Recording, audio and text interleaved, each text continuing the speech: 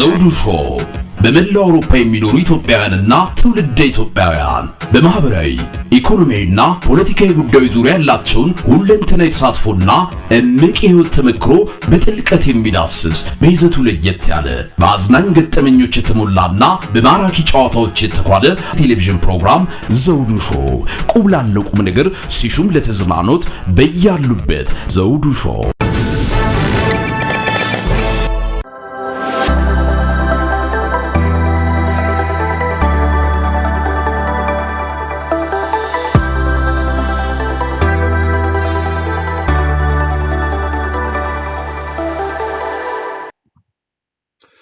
ሰላም ጤና ይስጥልን ክቡራን ተመልካቾቻችንና አድማጮቻችን ዘውዱ መንግስቴ ነኝ ከዚህ ከአገር እንግሊዝ።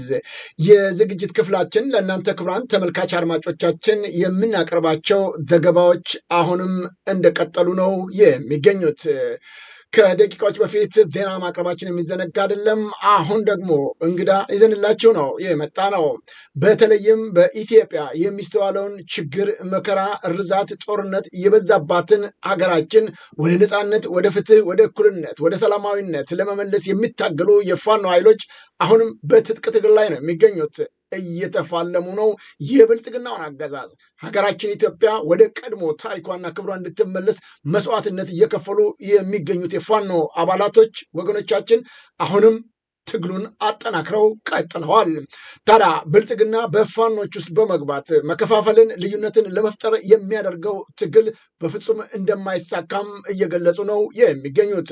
በቅርቡም ከዚሁ ከፋኖ ጉያ ስር ተቀምጠው ይሁን እንጂ በተለያየ ምክንያት የትግሉን ለማደናቀፍ ወይም ደግሞ በግል ጥቅምና ፍላጎታቸው ብቻ በመንተራስ የአማራውን ሕዝብ ነፃነትና ፍትህ ወደኋላ በመተው ወደ ብልጽግና የገቡ አካላቶች ቢኖርም በፍጹም ንቅንቅ አንልም፣ ትግሉ ወደፊት ይቀጥላል ይላሉ። በኮሎኔል ፋንታሁን ሞሀቤ እንደዚሁም ማስረሻ ሰጤ የሚሄዳቸው ጉዳይ በአንዳንድ ወገኖች ዘንድ ድንጋጤን ፈጥሯል የሚባለውንም በፍጹም ከንቱ ነው፣ እንደውም ጠንክረናል፣ ጎልብተናል፣ በርትተናል ይላሉ። ይህንን በተመለከተ በተለይም ኮሎኔል ፋንታሁን ሞሀቤ ወደ አዲስ አበባ መግባታቸውን ተከትሎ ብዙ የተለያዩ አስተያየቶች ሲሰጡ እንደነበረ የሚዘነጋ አይደለም። ይሁን እንጂ ከስፍራው ከቦታው ምንድን ነው የሚስተዋለው? በዛ የሚገኙት ወይም በሳቸው ስር ሲመሩ የነበሩትስ የፋኖ ኃይሎች አሁን በምን ሁኔታ ላይ ይገኛሉ? ለመሆኑ እሳቸው ከሄዱ በኋላ የዛው እዝ ስር የሚገኙት የፋኖ ኃይሎች መከፋፈልና ልዩነት ተፈጥሮ ይሆን? እንዳንዳንዶቹ ገለጻ በአብዛኛው ወደዛ ገብተዋልም ተብሎ ነበር። እውን ገብተዋል? ዛሬ የዘውዱ ሾው ሚዲያ ወደ ስፍራው ደውሎ ነበር። የሚመለከታቸውን የስራ ኃላፊዎች ቀደም ሲል በሳቸው እዚህ የነበሩትን አሁን በመስመር ላይ ይገኛሉ። ከነሱ ጋር የምናደርገው ውይይት እንድትከታተሉ ከወዲሁ በማክበር ጋብዛለሁ። የተፈጠሩ ችግሮችስ ምን ይመስሉ ነበር? ኮሎኔሉስ እንዴት ሊሄዱ ቻሉ? አሁንስ በምን ሁኔታ ላይ ይገኛል ጦሩ? የሚለውና ሌሎችንም ጉዳዮች አንስተን እንነጋገራለን። አብረን እንቆይ ከዘውዱ ሾው ሚዲያ ጋር። እንግዶችን በጣም አመሰግናለሁ። የዛሬ እንግዶች ፋኖ ሲሳይ አባተ የአፋድ ወሎ ጠቅላይ ቤተ አማራ ጠቅላይ ግዛት የእዙ ስራ አስፈጻሚ ነው። ሌላው ሆነልኝ ጥላሁን የአፋድ ወሎ ቤተ አማራ ጠቅላይ ግዛት የፋይናንስ ኃላፊ ነው። እንደዚሁም ደግሞ ሌላው ፋኖ መምህር ኃይሌ ጌትነት ወታደራዊ አስተዳደር ናቸው። ከሶስቱም ጋር ነው ውይይት የምናደርገው። የሚጠሩ በርካታ ጉዳዮች አሉ። በተለያየ መገናኛ አውታሮችና ሶሻል ሚዲያዎች የሚነገሩት የሚወሩት እውን ናቸው ወይስ ምንድን ነው የሚመስሉት? ከእንግዶቻችን ጋር የምናደርገው ውይይት አሁንም በድጋሚ እንድትከታተሉ የምጋብዘውን የዘውዱ መንግስቴ ነኝ። እንግዶችንም ከልብ አመሰግናለሁ። ለጥያቄው ጉዳዮችንም ለማብራራት ፈቃደኛ ሆናችሁ በመገኘታችሁ ከዚህ ከጦርነት አውድ ውስጥ ለጊዜውም ቢሆን ጊዜያችሁን ቆጥባችሁ ለተመልካች አድማጮቻችን መረጃውን ለመስጠት ፈቃደኛ በመሆናችሁ ከልብ አመሰግናለሁ። በመጀመሪያ ከፋኖ ሲሳይ አባተ እንነሳ። እንደው ኮሎኔሉ በእናንተ በነበሩበት ጊዜ በሚያዟችሁ ጊዜ የነበራቸው ሁኔታ ምን ይመስል ነበር? እስኪ ከዛ እንጀምር። ፋኖ ሲሳይ የኮሎኔሉን ትንሽ ባህሪ ብታካፍለን። አመሰግናለሁ። እሺ፣ አመሰግናለሁ ዘውዱ ሾው። ፋኖ ሲሳይ አባተ ነኝ፣ የአፋድ ወሎ ቤተ አማራ ጠቅላይ ግዛት እዝ ስራ አስፈጻሚ። እንግዲህ ኮሎኔሉ በትግሉ ላይ የነበረው ሚና እጅግ ከፍተኛ ለጠላት በጣም አሰቃቂና ጠላትን ድባቅ መምታት የሚችል እጅግ በጣም የተዋጣለት የጦር ጠበብት ነበረ። ጠላትም ይህን ምስክር መሆን ይችላል። ጠላት በተለያዩ የአውደ ግንባሮች ላይ የተለያዩ ከተማዎችን፣ ወረዳዎችን፣ ዞኖችን የተቆጣጠርንበት ሁኔታ ነበረ። ማቴሪያልም ሆነ የሰው ኃይል ምርኮም የተዋጣለት ኦፕሬሽንን በመስራት እዛችን ግንባር ቀደም እንደነበረ ነው። ያ እዛችንን በዚህ ልክ ጠንካራ እንዲሆን ያደረገው የሚመራው በጦር ጠበብት በኮሎኔል ስለነበረ እጅግ በጣም ከፍተኛ ውጤትን እንዲያስመዘግብ አድርጎታል ማለት ነው። አመሰግናለሁ። እንግዲህ በዚህ ሁኔታ ላይ ከፍተኛ እምነት የነበራችሁ ጦሩንም በማበረታታት በማገዝ በማዋጋት ጭምር ከፍተኛ ድል እንዳስገኘ የሚታወቁት ኮሎኔል እንደው ምን ገጠማቸውና ነው ዛሬ ለዚህ ለከፍተኛ መስዋዕትነት ለከፈሉለት የአማራ ሕዝብ ጉዳይ ልባስ ሳያገኝ ወደ ብልጽግና የገቡት? እስቲ ሁንልኝ ጥላሁን፣ ፋኖ ሁንልኝ ጥላሁን፣ ቀጥሌ ነው ወንድም።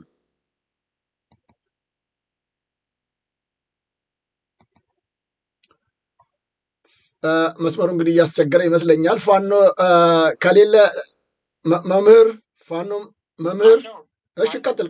እሺ ቀጥሌ ነው ወንድም። ተቆራርጦ ነበር። ጥያቄውን ልድገምልህ፣ ሰምተኸኝ ይሆናል። በጣም አመሰግናለሁ። እንግዲህ በፋኖ ሲሳይ በኩል የሰሯቸውን ታላላቅ ስራዎች ተግባራቸውን ጭምር በማድረግ ገልጸውልኝ ነበር። ታዲያ እንዲህ አይነት የጦር አመራር የነበሩ ከፍተኛ ትግል ያደረጉ ሰው የአማራው ትግል የወጡበት የደከሙበት መከራ ያዩበትን ከልጅነት እስከ እውቀታቸው የደከሙበትን ትግል አቋርጠው የመሄዳቸው ምክንያት ምንድን ነው ትላላችሁ? ምንድን ነው በአንተ በኩል ያለህ? እንግዲህ አመሰግናለሁ ዘውዱ። እንግዲህ ያው የአማራ ትግል እንዳለመታደል ሆኖ አለመተማመኖች ይፈጠራሉ። አለመተማመኖች ይፈጠሩና መገፋፋቶች ይመጣሉ። መገፋፋቶች ሲመጡ ደግሞ አንዳንድ ታጋይም የምትላቸው ሰርጎ ገቦችም እኩል ይገፋሉ። ስለዚህ ሰውየው ኮሎኔል ፈንታው እስከሚሄድ ድረስ እስከሄደበት ሰዓትና ደቂቃ ድረስ አንድም ቀን ተጠራጥረ ነው አናውቅም፣ እናምነዋለን። እያመንነው ግን እኛ አብረነው ስንንከራተት የነበሩ ልጆች አለን። የሄደበትን ምክንያት ባልታወቀ መንገድ እንግዲህ ሌሊት ነው ወጥቶ የሄደ።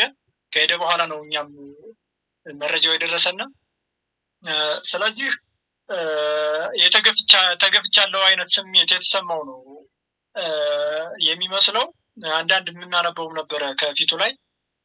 ስለዚህ በነበረበት ሰዓት ጥሩ አዋግቶናል፣ አታግሎናል። እስከሄደበት ሰዓት ድረስ ውጊያ ላይ ነው የነበርነ።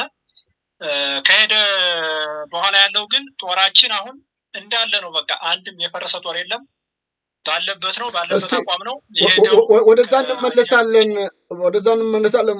ፋኖ ሆነልኝ አንዳንድ የመገፋት ስሜት እናይባቸዋለን ብላይ ነበር። ምን ማለት ነው ያ? በቃ ተገፍቻለሁኝ ነው የሚያሳየው ስሜቱ ሰውየው ማለት ነው። ከአፋድም ገፋይ፣ መንግስት የሚያሳደኛል፣ አፋባሃም በዚህ ልክ ገፋይ ነው። ዞሮ ይሄ ከሌሎች ከጎኑ ከነበሩ ሰዎች ቀድሞ የገቡ የብልጽግናን አጀንዳ ይዘው የገቡ ነበሩ። እነሱ መርዘውታል፣ እንደመረዙት ነው የሚያሳየው። ስለዚህ ተገፍቻለሁ ስሜት ውስጥ እንዲገባ አድርገውታል። ስልክም ምንም እየደወሉ ሲያጨናንቁት እንደነበረ ነው የሚያሳየው። ለምሳሌ መጥቀስ ይቻል ይሆን? ምንድን ነው የሚያጨናንቁት? ወቀሳ ነው? ስድብ ነው? ልቀቅ ውጣ ነው? ወይስ ማስፈራራት፣ ዛቻ ነው? ምንድን ነበር የነበረው ነገር? አይ እሱም በውል ባንረዳውም ከትግል እንዲወጣ ነው ያደረጉት ሰውየው እና ብቻውን ቆሞ ደግሞ እንደማያሸንፍ ነው ተስፋ የማስቆረጥ ስራ ነው ሲሰሩ የነበሩት።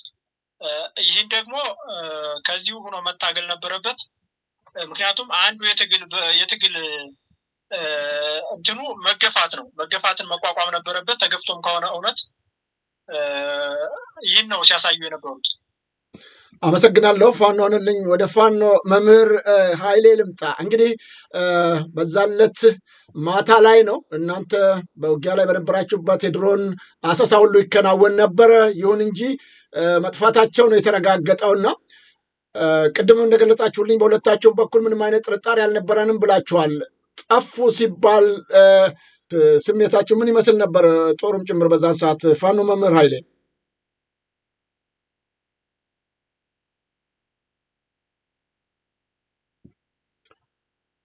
ሚዩት አድርገው ከሆነ ምናልባት እንትን በለው።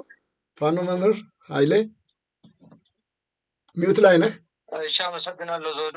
ኦኬ። እንግዲህ በወቅቱ የነበርንበት ሁኔታ ሰሜን ወሎ ውስጥ ዳውንት የሚባል ወረዳ ላይ ግዳጅ ለመፈጸም ነበር የተንቀሳቀስነው ሁላችንም ማለት ነው። እሺ። ግዳጁንም በሚገባ ለመወጣት መወሰድ ያለባቸውን ቅድመ ሁኔታዎች በትክክል አስቀምጦ ግዳጅ መፈጸም እንዳለብን ተነግሮን ግዳጁን ፈጽመናል።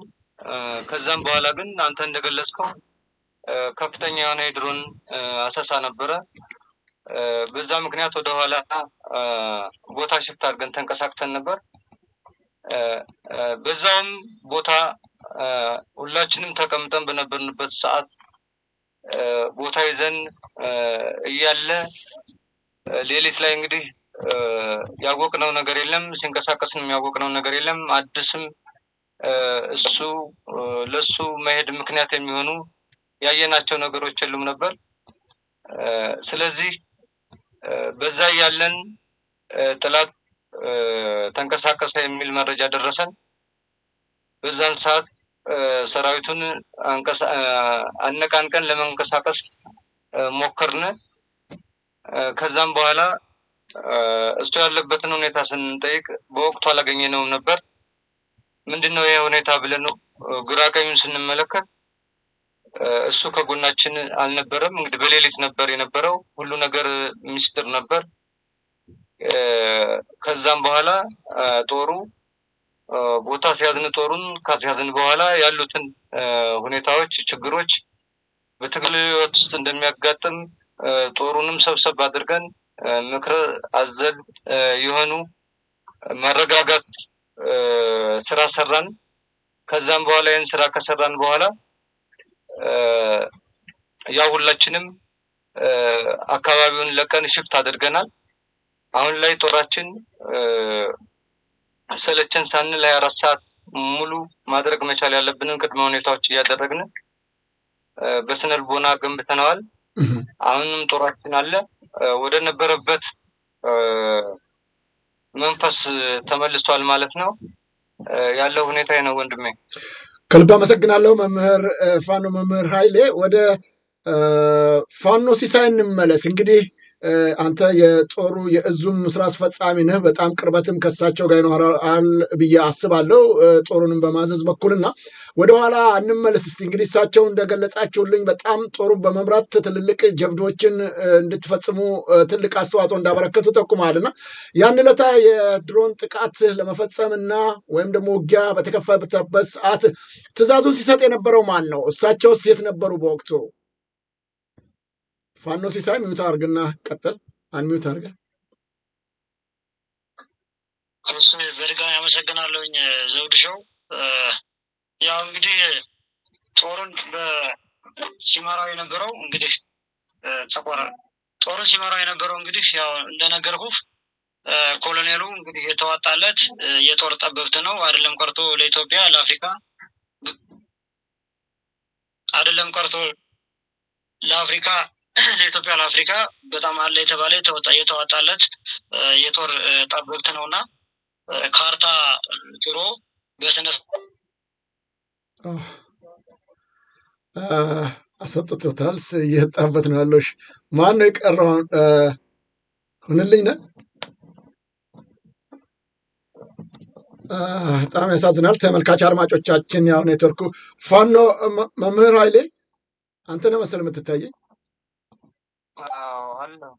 ኦኬ ሲሳይ ተመለስክ? ተመልሻለሁ። እሺ ይቅርታ። ኦኬ ቀጥል። ያው እንግዲህ ተመልካቾቻችን ይቅርታ፣ ኔትወርኩ ያሉበትን ቦታ በጣም አስቸጋሪ ነው። ከዛ አኳያ ነው እንደምትረዱን ተስፋ አደርጋለሁ። ቀጥል ሲሳይ። እሺ እና ጦሩ ሲመራ የነበረው እንግዲህ የጦር ጠበብቱ ኮሎኔል ፋንታሁን ነበረ። እንግዲህ እሱ በነደፈው የውጊያ ስልት እጅግ በጣም አመርቂ የሆነ በጣም ውጤታማ የሆነ ስራ ነበረ እየሰራ ነው። ጠላት ሙሉ በሙሉ በሚባል ደረጃ ከተማውን ለቆ ከከተማው ውጭ ፈራርቶ የነበረበት ሁኔታ ነበረ። እንግዲህ በሰዓቱም ከዚህ ቀድሞ ከዚህቹ እንዳጋጣሚ ሆኖ ከዳውንት ከተማ ወጥተን ነበረ ወደ ሌላ አቅጣጫ ሽፍት ምናምን አድርገን የነበረው እና በወቅቱ ስንወጣ ያስቀመጥናቸው ማቴሪያሎች ሁሉ ነበሩና እነሱ ማቴሪያሎች ሁሉ ገብተን አውጥተን ጠላትን የበላይነትን አሳይተን በደንብ አቅማችንን ሁሉ አሳይተን ነው በነበረበት ሁኔታ ነበረ። ወዲያውኑ በእግረኛ መቋቋም ያቃተው ያገዛዙ ወታደር የድሮን ቅኝት እያደረገ በድሮን እንግዲህ ንጹሃንን ሳይቀር ለመጨፍጨፍ አገዛዙ ያው እንደሚታወቀው ድሮን እንኳን ሲጠቀም ምን ቦታ መጠቀም እንዳለበት እንኳን ለይቶ የማያውቅ ምክንያቱም አማራን ዘር ተኮር የጭፍጨፋ አጀንዳም ስለሆነ ያለው ጄኖሳይድም በዛው ልክ ሆነም ስለሆነ ከዛ አኳያ እኛ ደግሞ ለህዝብ እስከወጣን ድረስ የህዝባችንን ሰላምም የህዝባችንን እንትን መጠበቅ ስላለብን የግድ የድሮን ቅኝቱ እጅግ በጣም ከፍተኛ ሲሆን ወደኋላ እንድንሆን በመሪያችን አሁን በኮሎኔል ፈንታሁን አማካኝነት ትዕዛዝ ወርዶልን ወደኋላ የሆንበት ሁኔታ ነበረ በወቅቱ የነበረው ማለት ነው። ድሮኑ በእናንተ ላይ ሲያንጃብብ ወይም ቅኝት ሲያደርግ እሳቸው አመራር ይሰጡ ነበር ማለት ነው? አዎ በሰዓቱ እንግዲህ ኮሎኔሉ እንግዲህ ጠዋት ሂዶ መሄዱን እስከምናረጋግጥ ሰዓት ድረስ እያንዳንዱን ኦፕሬሽን የሚመራው እሱ ነበረ። አቅጣጫ የሚሰጠን እሱ ነበረ። በማዋጊያ ዘዴዎቻችን በሙሉ እየተከታተሉ ውጊያውን የሚመራው እሱ ነበረ። የድሮኑም ቅኝት እጅግ በጣም ሲበዛ ስልታዊ በሆነ መንገድ እንዴት መውጣት እንዳለብን ወደኋላ ሽፍት ማድረግ እንዳለብን ትዕዛዝ አውርዶ ወደኋላ ሽፍት ያደረግነው በእሱ ትዕዛዝ ነው። ኦኬ። ከዛ በኋላ ነው እንግዲህ እሳቸው መውጣታቸውን ያረጋገጣችሁት ከሸሻችሁ በኋላ? ያው ማለት ወደኋላ አደረግነ እንግዲህ የድሮን ቅኝቱ ከሌሊቱ 6 ሰዓት በ02:05 ከምሽቱ 6 ሰዓት ጀምሮ እስከ ማግስቱ በቀን 8 ድረስ ሙሉ ከነበረ ቅኝት የነበረው የድሮን ቅኝቱ ማለት ነው። ከዛም በኋላ ከነጋ በኋላ እንደውም ድብደባው ነበረው፣ የድሮን ጥቃት ሁሉ ነበረው። በተለያየው እንደነገርኩ ቀደም ብዬ አገዛዙ የድሮን ጥቃት የሚያደርገው ቦታ ለይቶ የፋኖ ኃይል ወይም የፋኖ ወታደር በሌለበት ዝም ብሎ በገበያ ቦታ ህፃናት በተሰበሰቡበት ገበሬ በማሳው በወጣበት በተለያዩ የንግድ ወይም የገበያ አካባቢዎች ላይ ነውና ሰው በበዛበት በቃ የሃይማኖት ተቋምም አይለይም፣ የመንግስት ተቋምም አይለይም፣ የጤና ተቋሞችንም ለይቶ አይደለም ድሮን የሚጠቀመው በቃ ደመነፍስ ነው። ልክ በእግረኛ ሰራዊቱ የሚያደርገው ውጊያ ተመሳሳይ ደመነፍሳዊ ጥቃት ነውና የሚያደርገው የድሮን ድብደባውን ነው ወዲያው የጀመረው። ከዛ አንፃር እኛም ያው ስልታዊ በሆነ መንገድ መሪያችን ጠበብት ነው። በመሪያችን ትዕዛዝ መሰረት ለድሮን ጥቃት መከላከል ይሆናል የተባሉ ቦታዎችን ይዘን ላይን እስከሚነሳ ጨለም እስከሚል ድረስ ወይም የድሮን ጥቃቷ ትንሽ በረድ እስከምትል ድረስ ሽፍት አድርገን የነበረበት ሁኔታ ነው የነበረው። ግን ከዚህ ቀደም እንደዚህ አይነት የድሮን ጥቃት ነበረ ወይም እንደዚህ ቅኝት ነበረ? ልክ እንደዛን ቀኑ ከዚህ በፊትም እንደዚህ የገጠማችሁ ወቅት ነበር ወይስ ይሄኛው በጣም የተለየ ነው? አይ ነበረ። ከዚህ በፊትም በተደጋጋሚ ድሮን ያው እንግዲህ በእያንዳንዱ ነገር ያው የሚሰማ ነው። ድሮን በየጊዜው ነው እንደዛ የሚያደርገው። አገዛዙ በእግረኛ ስለማይችል ድሮን ሳይቀር በድሮን በጀት የታገዘ ውጊያ ነው የሚፈጽመው የነበረው። አመሰግናለሁ። ወደ ፋኖ ሁንልኝ ጥላሁን እንመለስ። እንግዲህ በእናንተ በኩል እንግዲህ ፋይናንስ ኃላፊም ነህና በርካታ መረጃዎችም በቀጥታ የሚሆን በተዘዋዋሪ ከኮሎኔል ጋር ያገናኛል ብዬ ተስፋ አደርጋለሁ እና ይህ ትግል በሚደረግበት ጊዜ በእሳቸው በኩል የገንዘብ አጠቃቀም ወይም ትዕዛዝ አሰጣጥ ላይ ያላቸው እንቅስቃሴ ምን ይመስል ነበር? እንዴት ነበር? ከእሳቸው ጋር ያለ በፋይናንስ አስተዳደር ላይ ያለው ሁኔታ ምን ይመስል ነበር? ሁንልኝ ታርገው ከሆነ ቀጥል። ያው አንዳንድ ሰዎችን ከሀገር ውጭም ደጋፊዎቻችን ያገናኘናል። ከዛ ውጭ ግን የሚገቡ ነገሮችን ከአስተዳደር ጋር እየተነጋገርን ነው ወጪም ገቢ የምናደርገው። ከዛ ውጭ ግን ስለ ብር እሱ ብዙም እንትን አይልም እና ብዙም ብር ላይ እንትን የለውም፣ ትኩረት አያደርግም። ሀብት ለማፈላለግም ብዙም ትኩረት የለውም እና በዛ ልክ ነው። ከአስተዳደር ጋር ነው ብዙ ግንኙነት ከሱ ጋር ያገናኘኛል። ብሮች ከገቡ በኋላ ግን ከአስተዳደር ጋር ነው እየተነጋገርን ወጭ የምናወጣው፣ ማድረግ ያለብንም የምናደርገው። በጣም አመሰግናለሁ። እንግዲህ አስተዳደር ካልክ ፋኖ መምህር ኃይሌ እንደሚታወቀው ማስረሻ ሰጤ ሲሄድ ከፍተኛ ቁጥር ያለው ገንዘብ የፋኖን ይዞ ጠፍቷል የሚል የተለያዩ አስተያየቶች ሲሰጡ እንደነበረ አስታውሳለሁ። ያው እኛም በዜና ዘግበናቸዋል። በኮሎኔል በኩልስ እንደዚህ አይነት ጫና ነገር ይኖር ይሆን? እስቲ በዚህ ጉዳይ ላይ የምታጠራልኝ ነገር ካለ መምህር ኃይሌ። አመሰግናለሁኝ። አጠቃላይ እንግዲህ ፋይናንስ ፍሰት ጋር በተያያዘ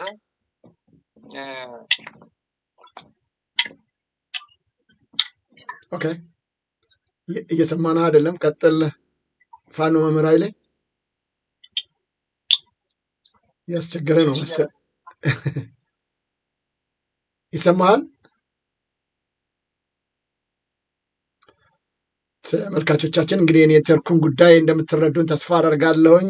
ያው ያሉበት አካባቢ በጣም አስቸጋሪ ስለሆነ የመቆራረጥ ነገር ይኖራል። እንግዲህ ትዕግስት እንዲኖረን በአክብሮት ተጠይቃለሁ። ፋኖ መምህር ኃይሌ እየሰማህን ነው? ኦኬ፣ ወደ ሁንልኝ ጥላውን ልመልስ። እንግዲህ አንተም የዛው የፋይናንስ ዲፓርትመንቱ ኃላፊ ነህና ይሄ ጥርጣሬ የሚባለው ነገር በእሳቸው በኩል ወይም የፋኖን ገንዘብ ይዞ ሄደዋል ወይም ጠፍቷል የሚል ጥርጣሬ የሚነሳበት ሁኔታ ተስተውሏልና ይህንን እንዴት ታጠራልናለህ? ምንም ነገር አልነኩም ወይስ የተወሰነ ነገር ወስደዋል ማለት ይቻላል? እሺ፣ አመሰግናለሁኝ። ፋይናንስ ጋር በተገናኘ እንደኛ እዚህ ጋር ከኛ እዚህ ጋር ተያይዞ የምናውቀው ነገር የለም። ያለውን ፋይናንስ በአግባቡ ነው የምንጠቀመው ማለት ነው። ለሰራዊታችን በአግባቡ ነው የሚወጣው የምንጠቀመው። ስለዚህ በወቅቱ እኛ የምናውቀው አንዳችም መረጃ የለም።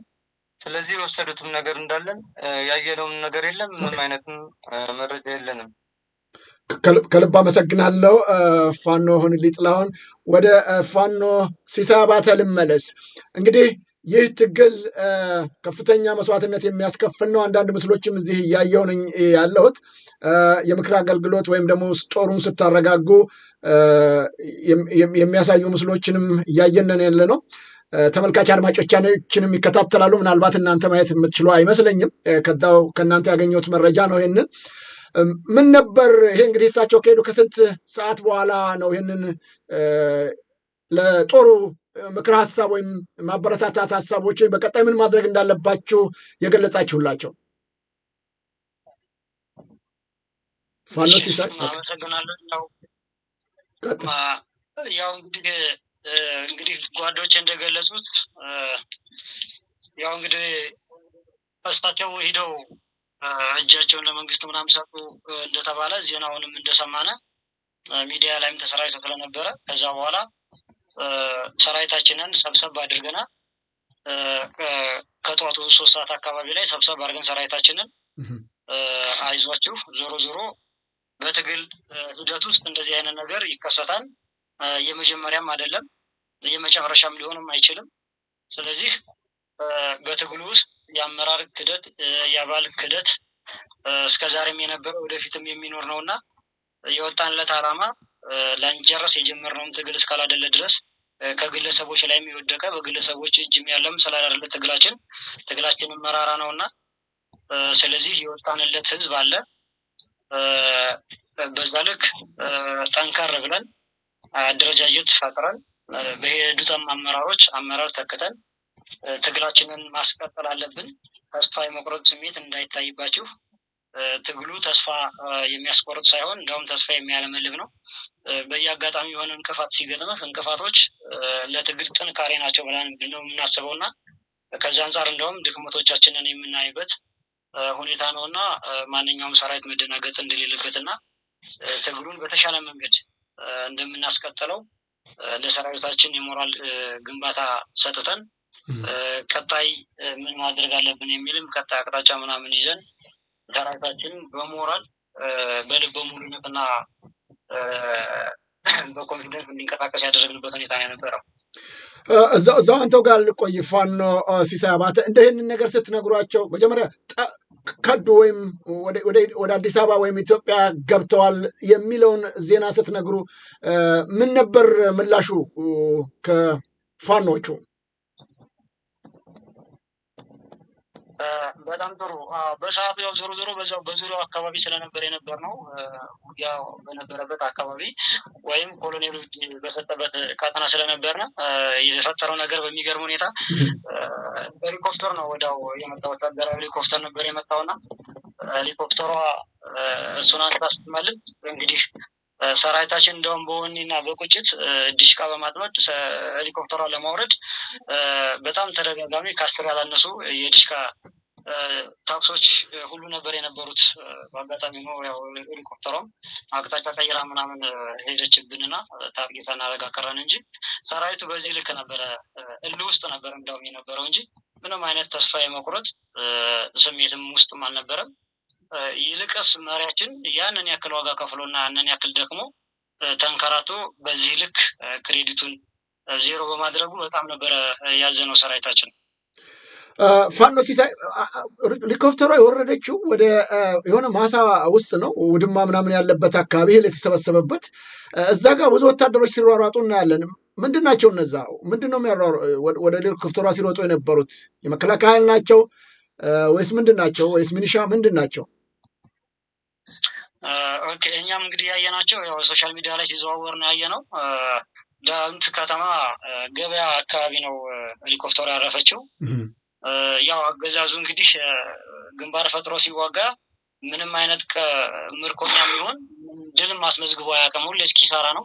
በማቴሪያልም በሰው ኃይልም በተለያዩ ቁሳቁሶችም ከመማረክ እና ሽንፈትን ከመከናነብ ያለፈ አንድም ቀን ድልም አስመዝግቦ ስለማያውቅ ይህን ስልታዊ የሆነ አካሄዳቸውን ኮሎኔሉ እጅ ስለሰጠ እጅግ በጣም ስሜታቸውን መቆጣጠር ምናምን አቅቷቸው ተኩስ ሁሉ የተኩስ ወረደን በስነ ስርዓት ያላየ ህፃናትም ስለነበር አብዛኛው ወታደራቸው ተኩስ ከፍተው ሲቪል ሁሉ የሞተበት ሁኔታ ነበረ ዳውንት ከተማ። ይህንም ከህዝብ ማረጋገጥም ስለሚቻል ማለት ነው። ህዝቡስ ይመለከት ነበር? አንዳንድ ቦታ ቆመው ሲያዩ ነበረ ሰዎቹና ምን ነበር በዛን ጊዜ ኮሎኔሉ መግባት እጅ መስጠትን አውቀዋል? በእርግጥ አዎ፣ ማለት ያው እንግዲህ ቅድም እንደገለጽኩልህ ኮሎኔሉ በጣም ህዝቡ በጉጉት ነው የሚጠብቀው። በጣም ተስፋ የጣለበት ስለነበረ ምናልባት ሲገባ ትንሽ ኮንፊውዝ ሆኖ ነበረ፣ ግራ ተጋብቷቸው ነበረ። ነገር ግን ያው ሲያስተውሉት ትግል በባህሪው እንደነገርኩ በዚህ ልክ ነው። መክዳትም ሆነ እንደዚህ አይነት ሁኔታዎች መፈጠር የመጀመሪያም እንዳላደለ አብዛኛውን ማህበረሰባችን ያው እንደምታውቀው ብዙሃኑ ያው ወታደር ነውና ብዙሃኑ ምንም አልመሰላቸውም። በሰዓቱ ቢደናገጡም ወዲያውኑ የተረጋጉት። ከልብ አመሰግናለሁ። ፋኖ ሲሳይ አባተ፣ ወደ ፋኖ መምህር ምናልባት ገብተሃል አለህ? በጣም አመሰግናለሁ። ይቅርታ እንግዲህ ኔትወርኩ እያቆራረጠ አስቸግረዋል። እንግዲህ በአብዛኛው የሚገለጸው ምንድነው በጣም ሰፊ በርካታ ፋኖችን ይዘው ሄደዋል ኮሎኔሉ የሚል የብልጽግና ዘገባዎች አሉ። እውን ብዙ ሰዎች ከሳቸው ጋር አብረው ሄደዋል እንዴ? እንደው በቁጥር ይታወቃል? በጭራሽ። ኮሎኔል በተንቀሳቀሰ ሰዓት አብረው የሄዱት 3 አጃቢዎች እና አንድ እንደዚሁ የስራ አስፈጻሚ ብቻ ነው አብሮ የተንቀሳቀሰው። ከዛ ውጭ ሁሉም ጦር የሄደበት ሁኔታ የለም። ጦሩ ከኛ ጋር ነው ያለው። ዛሬም እየታገለ ነው ያለው። ተስፋ አለው። ነገም ለወጣለት ዓላማ መስዋዕትነት ለመክፈል ዝግጁ የሆነ በሞራልም በወኔም የተሻለ ቦታ ላይ ያለ ጦር ነው ያለው። አሁንም ጦሩ አብሮ ከኮሎኔሉ ጋር እንዳልሄደ መግለጽ እወዳለሁ። ፋኖ መምህር ኃይሌ እንደ ቪዲዮን አንዳንድ ቪዲዮዎች አይተን ነበር። እሳቸውን ከፊት አድርገው ሲሄዱ የሚስተዋል ቪዲዮ አይተን ነበር። ሰዎች አሉ፣ በእርግጥ 3 ብቻ አይደሉም፣ ጨመር ብለዋል፣ ብዙ ናቸው ባይባልም እና ምናልባት እነዛን የራሱ ወታደሮች ናቸው ወይስ ከሌላ ቦታ የፋኖን ልብስ አስለብሶ ነው ከኋላ ሲያስከትል የነበረው? አይታችሁት ከሆነ ምናልባት ያ ምስል ያየነው ምስል አለ። ቤዚካሊ ያ ስር ላይ ያለው ፎቶ ሾው ማለት ነው የቆየ ከዚህ ቀደም ከ5 ወር ከ6 ወር በፊት የነበረ በሆነ ለዝግጅት ተብሎ በቀረበ ቪዲዮ ላይ ተቀምጦ የነበረ ነው። አይተናል በግልጽ። ያ ቪዲዮ በዛን ቀን ሲሄዱ እሳቸው ሲገቡ የተከተሏቸው አይደሉም ማለት ነው ያየነው ቪዲዮ አይደለም። የሚገርም። ስለዚህ እዛ ላይ ያሉት ፋኖች በሰላሙ ጊዜ ከእሳቸው ጋር የነበሩ ናቸው ማለት ነው። አዎ ከ6 ወር በፊት እዛው ዳውንት ወረዳ ላይ በነበርንበት ሰዓት የሆነ ፕሮግራም ነበረን። በዛን ጊዜ የተነሳ ነው ፎቶ እንጂ አሁን ከሱ ጋር የሄደ የፋኖ ምስልም ቪዲዮም እንዳል አይደለም ማለት ነው። ያ በጣም የሚገርም ነው። ተመልካች አድማጮቻችን እየተከታተላችሁት የምትገኙት እዚህ እንግሊዝ ከሚገኘው የዘውዱ ሾው ሚዲያ ነው። እንግዲህ ኮሎኔሉ ገቡ በተባለበት ሰዓት ከበስተጀርባ ሲከተሏቸው የነበሩት ከ6 ወር በፊት የተነሱት ምስል ወይም ቪዲዮ እንደሆነ እያጠሩልን ነው። በጣም በርካታ ምስጢራዊ መረጃዎች ናቸው ዛሬ እያካፈሉን ያሉት። እንደዚህ እንግዲህ ብልጽግና መገናኛ አውታሮች እያራቡ ያ ሁሉ ወታደር ተከትሎ ገባ የሚባል መረጃ ነበር ሲያቀብሉን የነበረው። የሄዱት ግን እንደተከታተላችሁት 3 ሰዎች ብቻ መሆናቸውን ነው የገለጹልን። እንደነዚህ አይነት ነገሮችን ሁልጊዜም ረጋ ብሎ ማዳመጥ መከታተል አስፈላጊና ጠቀሜታው የጎላ ነው እያን በተለይ የዘውዱ ሾው ሚዲያ በተደጋጋሚ የምንነግረው ከዚያ አኳያ ነው። ብልጽግና የተዛቡና የተሳሳቱ መረጃዎችን በማቀበል የታወቀ ነው። ከአብይ አህመድ ጀምሮ ራሱ ጠቅላይ ሚኒስትሩም በውሸት የታጠረ ሰው ነው። እንደነዚህ አይነት ስራዎችን እኛም እየተከታተልን እንደዚሁ ማጋለጣችን ወደፊትም የሚቀጥል መሆኑ ሊታወቅ ይገባል።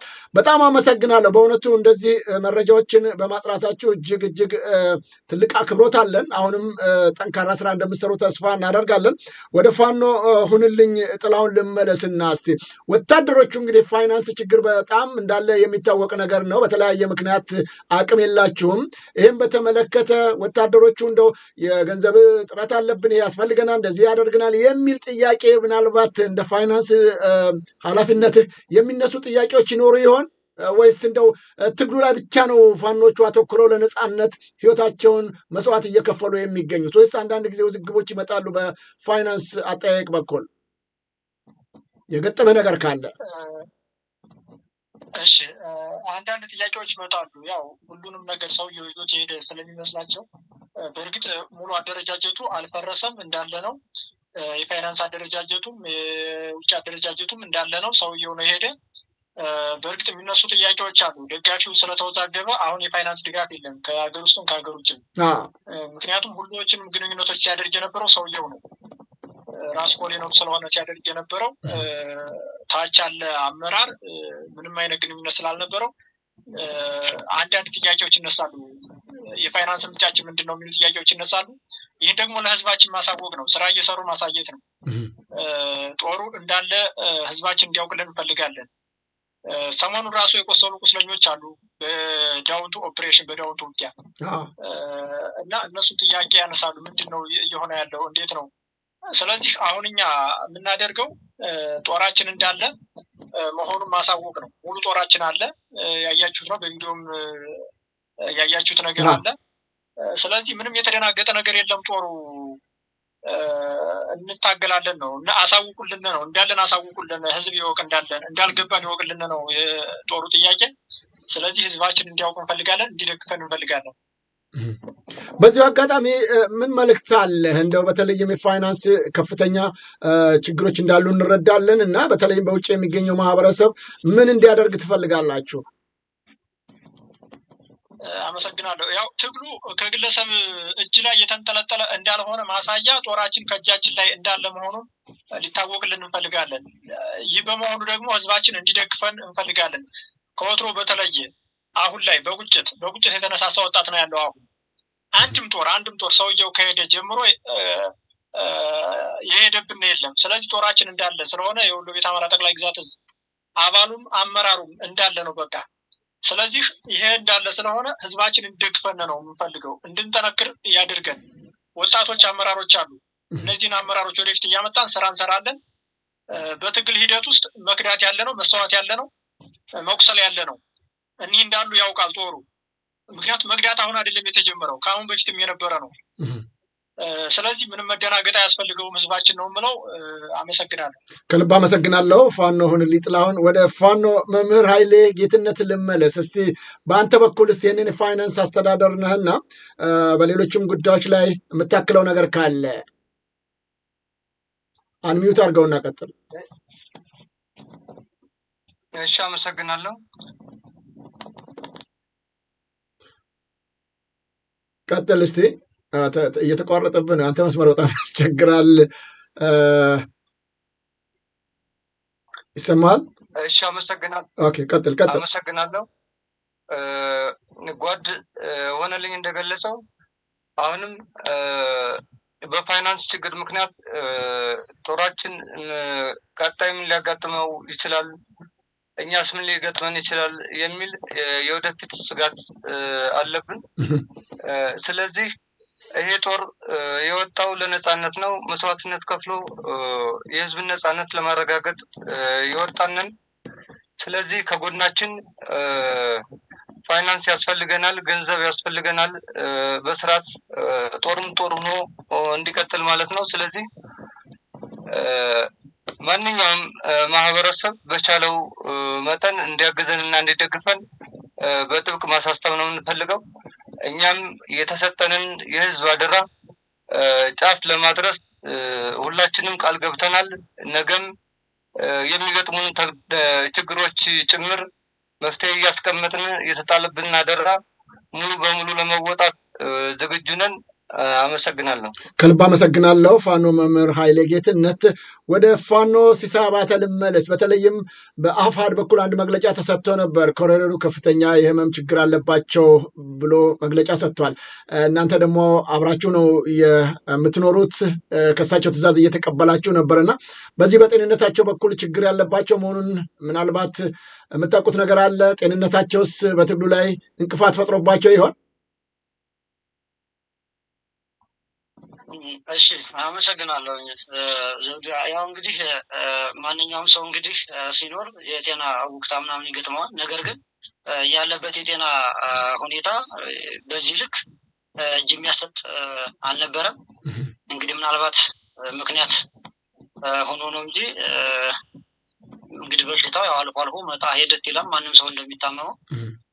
ነገር ግን ልክ በዚህ ልክ ተስፋ የሚያስቆርጥ አልነበረም። ግን ያው ህመሙ እንዳለባቸው ታውቃላችሁ፣ እንደሚያማቸው ያው አልፎ አልፎ የህመም ስሜት ሁላችንን ሲያመን የለ ከዚህ አንጻር አልፎ አልፎ እንደዚህ አይነት ነገሮች ይከሰቱ ነበረ።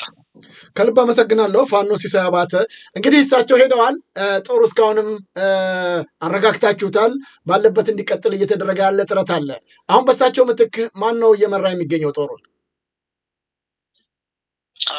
ያው እንግዲህ በእሳቸው ፈንታ እንግዲህ ጦሩን እንዲመራ ገና እንግዲህ ሰሞኑን ያው እንደነገርኩ ከውጊያም ተላቀን ስለሆነ የክስተቱም የተከሰተ ሁኔታዎችም የተፈጠሩትኝ ከዛ አንጻር የመጀመሪያው ስራ ሰራዊቱን ማረጋጋት ነው። በየአቅጣጫው ያለው ሰራዊታችን በዚህ አሁን ባለንበትም ቀጠና ወደዚህ ወደ ሰሜንም አካባቢ ወደ ምዕራብ ወሎም አካባቢ በተለያየ ቦታ ነው እና ኃይላችን ያለው ሁሉም በያለበት ሰራዊቱን የማረጋጋት ስራ እንዲሰራ ነው ያደረግነው። ከዛም በመቀጠል ፕሮግራሞች አሉን። በአካል ተገናኝተን ፍትሃዊ የሆነ የመሪ ድልድል ነው የምናደርገውና እንግዲህ ፕሮፖዞች አሉ። እነሱን ተገናኝተን አንድ ላይ ከመረጥን በኋላ ያው እንግዲህ ይፋ የምናደርገው ይሆናል። አሁን ስለዚህ በስራ አስፈጻሚው ነው እየተመራ የሚገኘው እና አሁን ላይ የሚመራው ሁሉም በስራ አስፈጻሚና ከእዝ በታች ባሉ የእዙ ወታደራዊ አዛዦችና የፖለቲካ ኃላፊዎች ነው። ከልብ አመሰግናለሁ። እዚሁ አንተው ጋር ልቆይ። አሁንም በተለይ ይሄ ሁኔታ ከተፈጸመ በኋላ ከአፋድም ሌሎች ጓዶቻችሁ እንደዚሁም ደግሞ ከአማራ ፋኖ ብሔራዊ ኃይል የሚደርሳችሁ መልእክት ይኖር ይሆን? ምንድን ነው ያሏችሁ ከደረሷችሁ? እሺ፣ አመሰግናለሁ። ያው እንግዲህ ሁላችንም የወጣንበት ዓላማ አንድ እስከመሆኑ እንግዲህ በአፋባም ሆነ በአፋድ በኩል የሚደርሰን እንትን አይዟችሁ በርቱ፣ ላንጨርሰው የጀመርነው ትግል የለም፣ ሁሌም ከጎናችሁ ነን፣ በርቱ፣ ትግሉ በአንድ ሰው እየተንጠለጠለ አይደለም፣ መደነጋገጥ እንዳይፈጠርባችሁ፣ ችግር እንኳን ካለና ጥላት በጣም አዳጋች ከሆነ እንምጣ እንገዛችሁ አይነት ደስ የሚል የገዛና የሞራል ግንባታ ነበር እንጂ የነበረው ሌላ ነቀፋም አልነበረም። እንደገና ደግሞ ትችቶችም አልነበረም በሰዓቱ ማለት ነው። አሁንም የለው። ከልብ አመሰግናለሁ። ወደ ፋኖ ሆንልኝ ጥላሁን ልምጣና እንግዲህ ይህ ወታደራዊ እገዛ፣ መተባበር፣ መተጋገዙ ተገቢና አስፈላጊ ነው። እርግጥ ነው ደስም የሚያሰኝ ነው። አሁን በፋኖ ሲሳይ የተገለጸው ግን በአንዳንድ ወገኖች ዘንድ በአብረው ባለመሆናቸው፣ አንድ ባለመሆናቸው፣ ስምምነት ባለመፈጸሙ የመጡ ስህተቶችና ክፍተቶች አሉ የሚል ወቀሳ ይሰማልና በዚህ በኩል አንድ አለመሆናችሁ ነገር ያስከተለባችሁ ተጽዕኖ ይኖር ይሆን? አመሰግናለሁ። እሱ ተጽዕኖ አለው። አንድ አለመሆናችን ተጽዕኖ አለው። ምክንያቱም መገፋፋቶች ይመጣሉ። አንድ ባልሆነ ሰዓት ግዴታ አንድነቱ ፈጥኖ እንዲመጣ ነው አሁን እኛ ግፊት መደረግ ያለበት ብለን ነው የምናምነው። ተጽዕኖ እንደሚያመጣ ነው። ይሄ አንድ አለመሆኑ ቀጣይም ተጽዕኖ ያመጣል ብዬ ነው የማምነው። በአንዳንድ ወገኖች ዘንድ በፋኖች በኩል ወይም በታች ባሉት በኩል ምንም አይነት ችግር የለም፣ በአብዛኛው በአመራሮቹ ጋር ያለ ክፍተት ነው ችግር እየፈጠረ ያለ የሚል ወቀሳ ይነሳል። በእናንተም በኩል ከታች ያላችሁት በተለያየም በአማራ ፋኖ ብሔራዊ ኃይልም በአፋድ በኩል ያለው ወታደራዊ ኃይሉ ምንም ችግር የለበትም፣ አብሮ መሆኑ ላይ ነው እያተኮረ የሚገኘው። አዎ አንድነቱ ያለም ቅድመ ሁኔታ መምጣት አለበት ብለን ነው እኛ የምናምነው። መምጣት አለበት። ከታች ያለ አመራር የሚሆን አባል ለአንድነቱ ሁሉም ቀና ነው ሆኖ ነው ያለው። እሱ እንግዲህ አንድነቱ በቅርቡ እንደሚመስል ነው እንግዲህ እየተነገረን ያለው። እሱን ነው የምንጠብቀው። ፋኖ መምህር ኃይሌስ በዚህ ላይ የምትጨምረው ነገር አለ? አንድነቱን በተመለከተ ምንድን ነው ያለ መልእክት? አንድነት እንግዲህ እንደሚታወቀው አንድነት ከሌለ ማሸነፍ የለም። አንድነት ከሌለ ግብ ላይ መድረስ አይቻልም። ስለዚህ አንድነቱን ከማንኛውም የፋኖ ኃይል በበለጠ ማለት ነው ሁላችንም እንፈልገዋለን። አሁንም ግፊት እያደረግን ነው። ስለዚህ አንድነት ኃይል መሆኑን ሁላችንም የምናውቀው እውነታ ነው ማለት ነው። ስለዚህ አንድነቱን ጓዶች እንደገለጹት አሁን ላይ ያለበት ይበል የሚያሰኝ ደስ የሚል ሂደት ላይ ነው ያለው። ስለዚህ አንድነቱን እንፈልጋለን። አንድነቱን ይመጣል ብለን እንግዲህ ሁላችንም ተስፋ እያደረግን ያለ ነው ማለት ነው። ስለዚህ ይህ አንድነት ከመጣ ደግሞ ምንም የሚያስቸግረን የሚያውከንም አንዳችም ችግር አይኖርም። ስለዚህ አንድ ሆነን የተጣለብንን ኃላፊነት እንወጣለን፣ ስኬት ላይ እንደርሳለንም ብለን ነው የምናስበው። አመሰግናለሁ። ከልብ አመሰግናለሁ። ፋኖ መምህር ኃይሌ ጌትነት። ወደ ፋኖ ሲሳይ አባተ ልመለስ። እንግዲህ ይህ ወታደራዊ ስራዎች በሚሰሩበት ሰዓት አንዳንድ ክፍተቶች ይስተዋላሉ፣ ጥንካሬዎችም እንደዛው ይስተዋላሉ። በተለይ አዛዥ አለመኖር በአጭር ጊዜ ውስጥ መፍትሄ ላይገኝ ይችላል፣ እንደ ቀድሞ ማለት ነው። ስጋቶችን፣ ልዩነቶችን መፈጠር አሁንም አንዳንድ ስጋቶች ሊኖሩ ይችላሉ። በእናንተ ብቻ ሳይሆን በሌሎችም ላይ ውስጣቸው ተደብቀው ነገ ደግሞ ክደው ሊሄዱ ያሰፈሰፉ ወይም የጠበቁ አሉ የሚሉ ወገኖች አሉ። እንደምታስታውሰው ማስረሻ በሄደበት ጊዜ በጣም ብዙ ሰዎች ገና ይመጣሉ እየተባለ ነበር። አንዱም ኮሎኔል ነበር ሲል ይገለጽ የነበረውና በዛ መሰረት መከታተል ይቻል ነበር፣ መቆጣጠር ይቻል ነበር። ኮሎኔል እኮ ከመሄዳቸው በፊት እንዲህ አይነት ሮመሮች፣ የተለያዩ ወሬዎች እየመጡ በነበረበት ሰዓት እዛ ያላችሁት አንተንም ጨምሮ በተለይ በስራ አስፈጻሚ በኩል ያላችሁ አካላቶች መከታተል ነበረባችሁ። በአይነ ቁራኛ ኮሎኔሉ ለምንድን ነው እስከሚያመልጡ የተጠበቀው የሚልና አንዳንድ ወቀሳዎች ይደመጣሉ። እውን ይህም ማድረግ ተስኗችሁ ነው ወይስ ጥርጣሬው ስላልነበረባችሁ ነው? እንዴት ሊያመልጡ ቻሉ? 3 ሰዎች አጃቢዎቻቸውን ይዘው። እሺ በድጋሚ እንግዲህ አመሰግናለሁኝ። ማለት እንግዲህ አብዛኛውን ጊዜ እንደሚታወቀው አገዛዙ በሐሰት ፕሮፓጋንዳ የተጠመደ ነው። መሬት ላይ ወርዶ ምንም አይነት ስራ አይሰራም። በተሰለፈበትም የውጊያ ሜዳ ከሽንፈት ውጭ ምንም አይነት ነገር አግኝቶም ስለማያውቅ በቃ ይሄ ሁሌ የሚያወራው ነገር ነውና ከዛ አንጻር ምናልባት ለእሱ ግብዓት ማስፈጸሚያም ይሆናል ከሚል እንደገና ደግሞ አሁን ኮሎኔሉም ቅድም እንደገለጽኩልህ እንግዲህ ሰፈር የሌለው ከቦታ ቦታ ተንቀሳቅሶ ጦር መዝመት እንዳለበት አጠቃላይ እኛ ያወጣነው ለአማራ ህዝብ እስከሆነ ድረስ ቀጠና የሚባል ነገር እንደሌለንና አይደለም ቀርቶ በክልል ውስጥ ላለው አማራ ከክልሉ ውጪ የተጨፈጨፈ ላለው የአማራ ህዝብ መድረስ አለብን የሚል ሳቢም ስለነበረው ስለዚህ አስተሳሰቡ እጅግ በጣም ምጡቅም ስለነበረ በዚህ ልክ ልንጠራጠረው ምናምን አልቻልንም ነበረ። ወሬዎች አልፈው አልፈው ይወራሉ ይደርሱናል። ነገር ግን መረጃ እና ማስረጃ ምናምን ስለሌለን ምናልባት ታጋይን እንገፋለን ታጋይን መግፋት ይሆናል የሚል ማስረጃዎችንና እንትኖች ማረጋገጫዎችን እስከምናገኝ ተቆጥበን የነበረበት ሁኔታ አለ። ምክንያቱም እንግዲህ አንዳንዴ ለአማራ ህዝብ የከፈለው ከዚህ በፊት የከፈለውን ዋጋ እናውቃለን። ልጆችን ብንሆን ሁሉን ነገር እንሰማለንና ከዛ አንፃር እንደውም የእሱን ራዕይ ለመከተል ዝግጁ የነበረበት ሁኔታ ነበር የነበረው እስከሚሄድበት ቀን ድረስ ማለት ነው። ያው ከዛ በኋላ ታሪኮች ቢቀየሩ ማለት ነው። በጣም አመሰግናለሁ። የእሳቸውን የጀግንነት ውሎና ተግባር ከኢትዮጵያም አልፎ ለአፍሪካ ጭምር መምራት የሚችሉ ወይም የሚቆረቆሩ ለነጻነት ለፍትህ የሚታገሉ እንደሆነ ኮሎኔሉ ገልጸህልኛል። ከእሳቸው ጋር ወደ 3 ሰዎች እንዳሉ ተጠቁሟል። የነዛስ ባክግራውንድ ምን ይመስላል? እንደዚሁ አይነት ጥርጣሬ ውስጥ ነበራችሁ እናንተ ወይስ የእነሱም መሄድ አስደንግጧችሁ ይሆናል? አይ በቃ የእነሱ መሄድ ምንም አላስደነገጠንም። ምክንያቱም እሱ ከሄደ እነሱም እንደሚሄዱ የሚጠበቅ ነገር ነበረ። ምንም አጃቢም ስለነበሩ የአጃቢ ስራ ያው ግልጽ ነው እንግዲህ የሚያጅቡትን ኃላፊ መከተልም እስከሆነ ድረስ ስለዚህ ሀሳቡ እሱ ነው የሚከታተላቸው። በሱ ሀሳቡ ስር እስካሉ ድረስ የእሱን ጉዳይ ነው የሚያስፈጽሙትና በመሄዳቸው እኛ ምንም የተሰማን ነገር የለም። አንድ ስራ አስፈጻሚ ሄደዋል ብለህ ነበር። ምናልባት ማን ነው እሱ? እሱስ እንዴት አምኖ ተከትሎ ሄደ? ወይስ እሱም ላይ እንደዚሁ ጥርጣሬ ነበረባችሁ? እሱም ቢሆን ስራ አስፈጻሚ አይደለም። ያው ዝም ብሎ ድርጅት ስራ አስፈጻሚ አይደለም። እታች ያሉ የአደረጃጀቶች ላይ ያለ ዝቅተኛ አመራር ነውና በሱ መሄድም ምንም እንትን ያለ ነገር የለም። ምክንያቱም በቅርብ ጊዜም እየመጣ ስለነበረ መሄዱም አላስደነገጠንም። አብዛኛውን እንግዲህ ትግሉ ሲጀመር ተብሎ እንግዲህ መንግስት ላይ የመጀመሪያውን ጥይት ያፈነዱት ታጋዮቻችንም ሆነ ታጋዮቻችን አብዛኛዎቻችን እዚሁ ስላለና ስለዚህ ያም ሰው ሲሄድ ምንም አልተሰማንም። እኛ በዚህ ልክ ነው እንትን ያልነው። አመሰግናለሁ። እንግዲህ ጥያቄዎችን እየቋጨሁ ነኝ ያለሁት። ምናልባት ፋኖ ሆንልኝ ጥላሁን እነዚህ የፋኖ በዚህ ደረጃ መሄዱን በተለይም እዛ ዳውንት ላይ ያለው ማህበረሰብ እሳቸውን የመሄድ ጉዳይ ሲያዳምጥ እንደው በማህበረሰቡ ዘንድ በአካባቢው ነዋሪዎች ዘንድ ምን አይነት ስሜት አለ? አሁን ያንንስ ለማስተካከል በእናንተ በኩል እየወሰዳችሁ ያላችሁት ነገር ይኖር ይሆን? አመሰግናለሁ።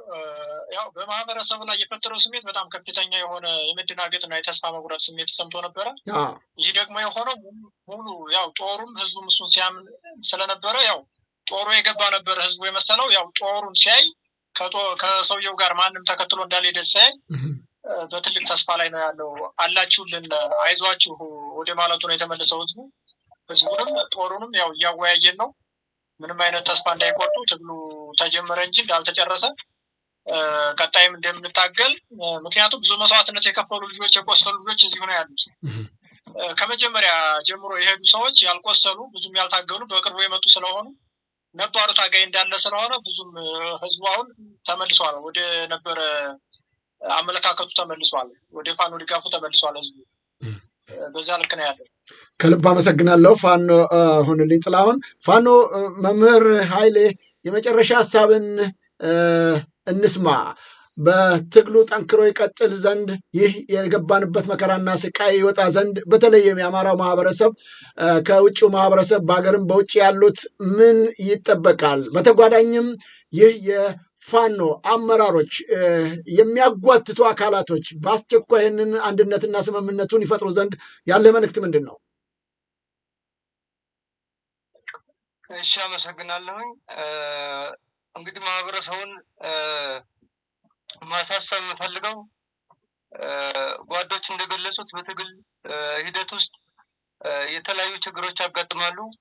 ቢያጋጥሙም እኛ የወጣ ነው የፋኖ የወጣው ለህዝብ ለሀገር እንደሆነ የሚታወቅ እውነታ ነው። ስለዚህ በዚህ የትግል መስመር ውስጥ ደግሞ ብዙ ችግሮች ሊያጋጥሙ ይችላሉ። ማንኛውም ትግሉን የሚደግፍ ማህበረሰብ ምንም አይነት ተስፋ መቁረጥ የለበትም። አሁንም ቢሆን ትግሉን ጫፍ ለማድረስ የተሰጠንን የህዝብ አደራ ለመፈጸም ሁላችንም ዝግጁ ነንም እንጠብቃለን። ስለዚህ አሁንም መናገር የምፈልገው ነገር ምንድነው? አንድነቱ በቅርብ ይመጣል። ከአንድነቱ በኋላ ደግሞ በአጭር ጊዜ ውስጥ ትግል ይቋጫል፣ ፍጻሜ ያገኛል። ስለዚህ ሁሉም ማህበረሰብ ምንም አይነት ተስፋ መቁረጥ መቻል የለበትም።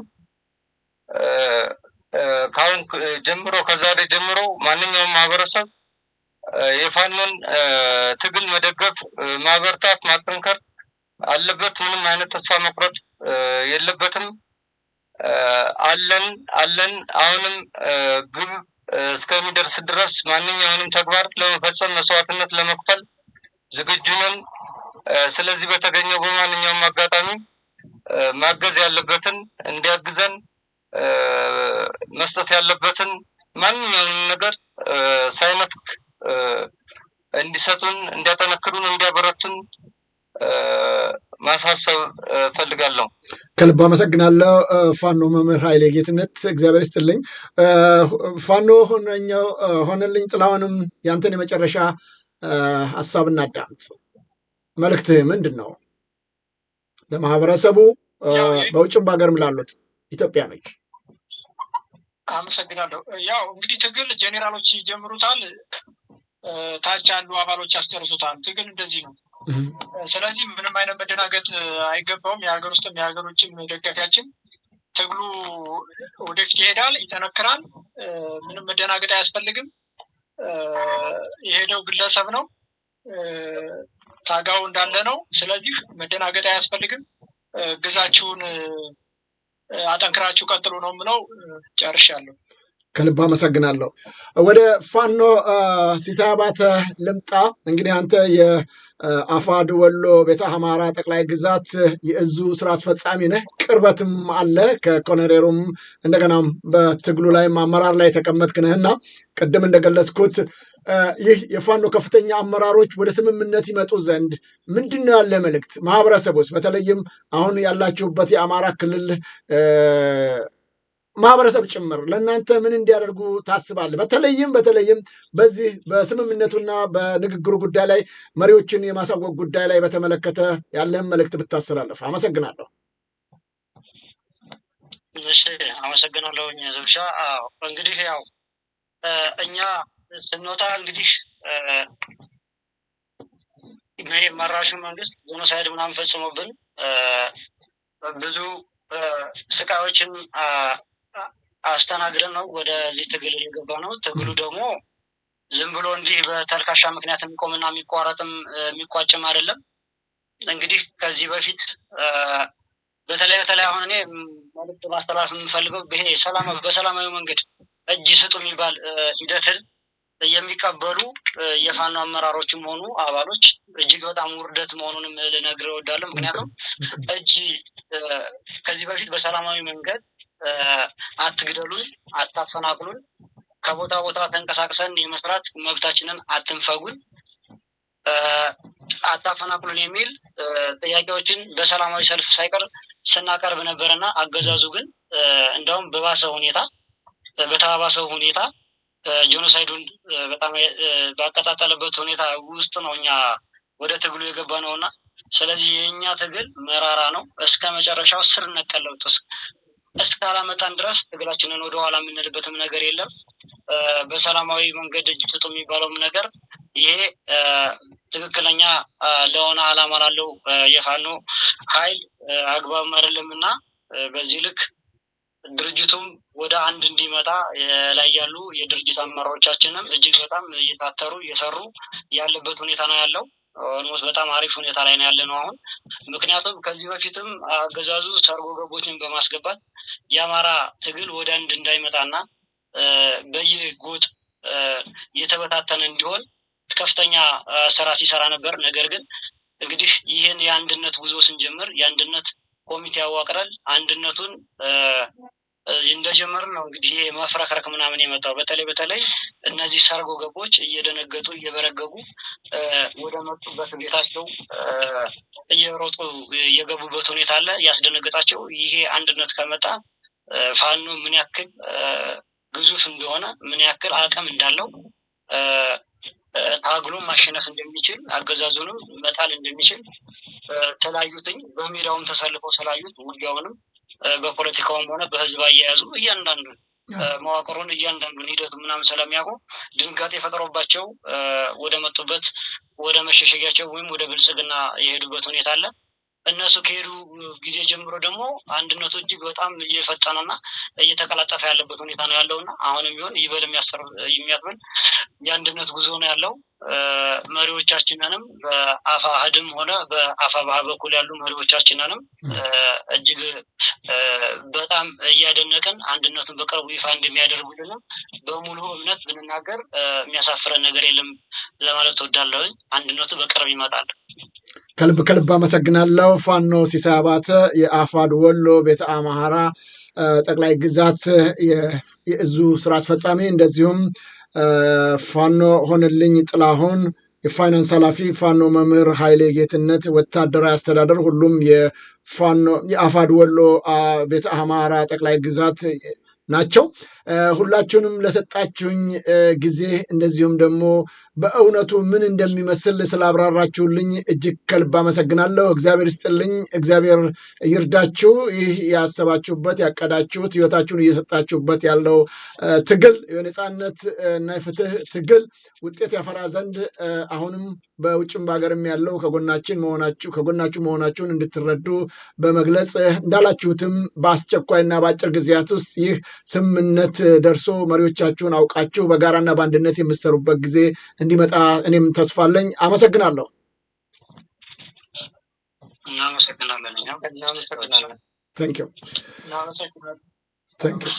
አመሰግናለሁ። ተመልካች አድማጮቻችን ከእንግዶቻችን ጋር ያደረግነው ሰፋ ያለ ውይይት ይህንን ይመስል ነበር። እንግዲህ እንደምታውቁት የብልጽግና ገበና በየጊዜው ነው የሚጋለጠው። እንደተከታተላችሁት የኮሎኔሉ መሄድ ምክንያቶችና እንደዚሁም ደግሞ በወቅቱ የነበረውን ሁኔታ ስንት ሰው ይዘው እንደሄዱ አይታቸዋል። በጣም ብዙ ሰው አጅቧቸው ሲሄድ የነበረው ከ6 ወር በፊት የተነሱትን ምስል ወይም ቪዲዮ አቀነባብሮ በዛ መልኩ አይነት ስራ መስራት ውርደት ነው። በጣም በአንድ የመንግስት ከፍተኛ ተቋማቶች እንደዚህ አይነት የማጭበርበር ተግባር መስራት በእርግጥ አብይ አህመድ የታወቀ ነው። ውሸቱ፣ ማጭበርበሩ የእሱም ካቢኖቹ ሚኒስትሮቹ ጭምር እሱ ብቻ አይደለም የፓርላማ ሰዎቹ ጭምር ሳይቀሩ በክህደት በውሸት ውስጥ ታጥረው የሚንቀሳቀሱ ለህሊናቸው ምንም የማይሰሩ ስብዕና የሚባል ነገር የሌላቸው ፍጥረቶች ነው አሁን ኢትዮጵያን እየመሩ የሚገኙት። በጣም ያሳዝናል፣ በጣም ያሳፍራል። 3 ሰዎች ይዞ እንደዚህ አይነት የማጭበርበር ስራና ተግባር መፈጸም የትም አያደርስም። በድሮን ዙሪያውን በክበብ ከፍተኛ ነገር በማድረግ እንደገና ደግሞ ሄሊኮፕተር ጭምር ልክ ትልቅ ጀብዱ እንደፈጸሙ እንደምታውቁት በንግግርና በውይይት ወደ ሰላም መጡ ነው የሚሉት። ግን እንደዛ አይነት ግፍ ተሰርቶ እያያችሁ እንዲህ አይነት ነገር ተፈጽሞ እንደ ትልቅ ነገር መሰራቱ ነውር የተሞላበት ነው። ዞሮ ዞሮ የዘውዱ ሾው ሚዲያ በየጊዜውና በየወቅቱ እነሱ የሚሰጧቸውን ስህተቶችና የማጭበርበር ተግባሮች ወይም ደግሞ ለህዝብ የተሳሳተ መረጃ የሚሰጡትን በዚህ መልኩ ከዚህ ቀደምም እንደምታስታውሱት ነው እጃቸውን ሰጥተዋል፣ ገብተዋል የተባሉትንም የፋኖ አመራሮች ጭምር ሳይቀር ማጋለጤ የሚታወቅ ነው። ዛሬም ደግሞ ይኸው እንደዚህ ይመስላል ሁኔታው። ያ ሁሉ ሰው ገባ የተባለው ከ3 ሰው ውጭ ምንም አለመሄዱን በግልጽ እያብራሩ ወታደሮቹንም እንዳያችኋቸው ነው ተረጋግተው ስራቸው ላይ መግባታቸውን ተገልጿል። ስለዚህ የኛ ድርሻና ኃላፊነት ምንድን ነው መሆን ያለበት የሚለው ላይ ማተኮር ያስፈልጋል። በውጭም በሀገርም የምንገኝ ኢትዮጵያኖች በምንችለው አቅም ይህ ትግል ጠንክሮ የተሻለ ስራ እንዲሰራ የበኩላችንን ጥረት ማድረግ ይጠበቅብናል። በተለይም የፋኖ አመራሮች ይህ የመሪዎቻችሁን በመምረጥና አፋሕድም ሆነ አፋብኃ በጋራ ሆነው አንድ ስራ የሚሰሩበት መንገድ እንዲመቻች ያስፈልጋል። አሁን ከውይይታችን እንደተረዳ ነው እንደተከታተላችሁትም የመገፋት ስሜት ኮሎኔሉ ላይ ነበረ የሚል ነው። ይሄ ሁሉ የመጣው ልዩነቶቹ በአመራሮቹ በኩል በመቀመጡ ነው። ያን ቀዳዳ መዝጋት የሚቻለው ሌሎችም ገና ተገፍተናል የሚል ጥያቄ ሊያመጡ ስለሚችሉ ይህንን ሁሉ መከላከል የምንችለው መሪዎቹ ሲታወቁ ነው። የግድ ፐብሊክ መሆን የለባቸው። መሪዎች እኮ እንደውም በዚህ በህቡ የሚሰራ ስራ ላይ እኮ መታወቅም የለባቸው። በውስጥ ፋኖቹ ራሳቸው ሊያውቋቸው ይችላሉ፣ ግን ስራው መሰራት አለበት። በጋራና በአንድ መሆን ይገባቸዋል። ይህንንም እንደተባለው ያቀረብኳቸው እንግዶችም እንደገለጹልን በአጭር ጊዜ ይጠናቀቃል የሚል ተስፋ ብዙዎቹ ነው። ከታች ያሉት በታች አመራሮችና በተለይም ታጋዮቹ የፋኖን አንድ መሆን ግፊት እያደረጉ ነው የሚገኘው። ስለዚህ በከፍተኛ አመራር ላይ ያላችሁት አሁንም ቆም ብላችሁ በማሰብ ነገሮችን ቶሎ መጨረስ አስፈላጊና ተገቢ ነው ብለን እናምናለን። እንግዲህ የዘውዱ ሾው ሚዲያ ለዛሬ ከስፍራው ከቦታው ከጦር ግንባር ከአውዱ ላይ ያገኘናቸውን መረጃዎች በዚህ መልኩ አካፍለናቸዋል። በነገው ዕለት ደግሞ ሌሎች እንግዶችን ወይም ሌሎች ዘገባዎችን ይዘን እስከምንመጣ ሁላችሁንም ከልብ በማመስገን ታዲያ ይህ ዝግጅት በተቻለ መጠን ለሌሎች ተመልካች አድማጮቻችን እንዲደርስ ሼር ብታደርጉት፣ ላይክ ብታደርጉት፣ አዳዲሶችን ተመልካች አድማጮቻችንም ሰብስክራይብ እያደረጋችሁ ወደ ዝግጅታችን ብትመጡ እንዲህ አይነት እውነታውን ዘገባዎች የምታገኙበት ነውና ሰብስክራይብ እያደረጋችሁ ወዳጅ ቤተሰቦቻችሁን እንላለን። የአብይ ገበና ይጋለጣል። ሁልጊዜም ከህዝባችን ጎን ሆነን መረጃዎችን ማቀበላችን እኛም እንቀጥላለን። በጣም አመሰግናለሁ። እንግዲህ በሌላ ጊዜ በሌሎች እንግዶች እስከምንገናኝ ሰላም ጤና ይስጥልኝ እያልኩ የምሰናበታችሁ ይህንን ዝግጅት በመብራት እስካሁን ከእናንተ ጋር ቆይታ ያደረግኩት እኔ ዘውዱ መንግስት የነበርኩ። ሰላም ጤና ይስጥልኝ።